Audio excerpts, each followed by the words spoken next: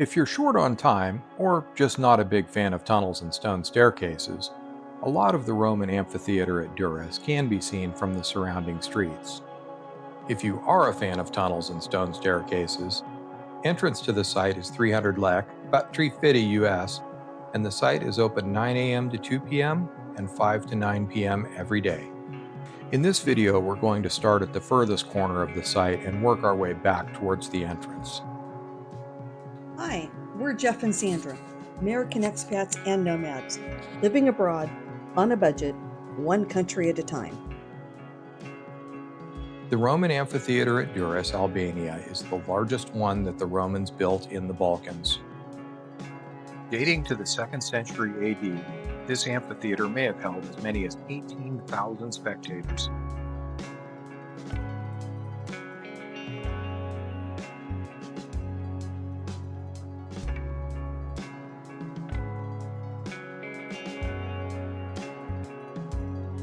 After the collapse of the Roman Empire, the amphitheater fell into disuse. It was raided for materials for nearby building projects and then basically buried in the mid-1600s.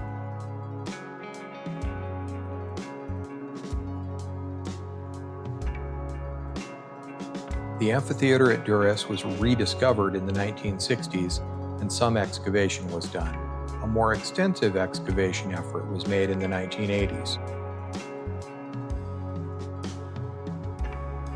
It's quite an interesting site to wander around, especially since we had just come from Rome. There are several tunnels to explore here, including one that I took a pass on as it descended into a pretty impressive level of darkness.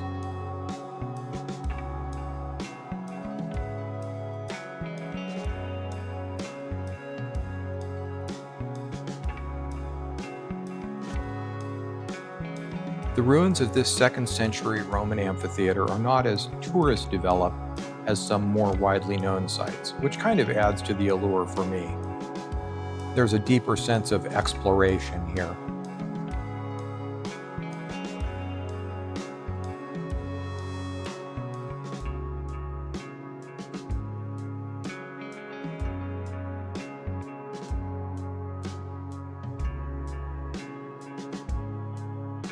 While many places we've visited have developed their entire identity around ancient ruins, the attitude here seems more like, these are things that happened, but they don't define who we are.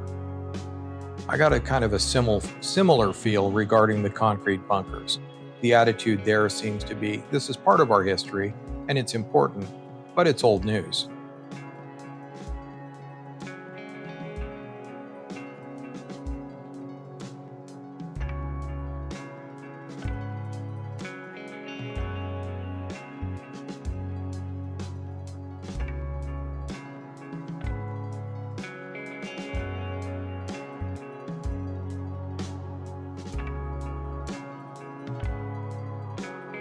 Unless you are a truly hardcore Roman Empire nerd, this site is probably good for 45 minutes up to maybe an hour to fully explore. Do keep your wits about you. There are plenty of uneven surfaces and low clearances around the site.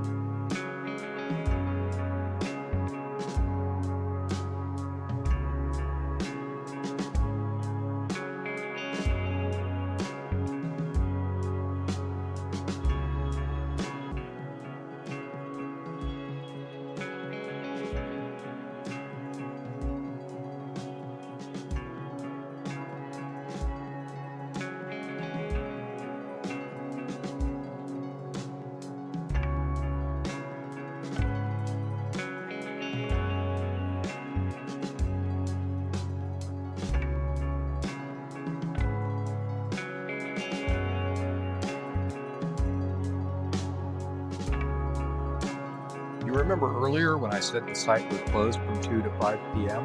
I was in the tunnels at 2 p.m. At 2:15, when I re-emerged, the gate was locked and the guard shack was empty.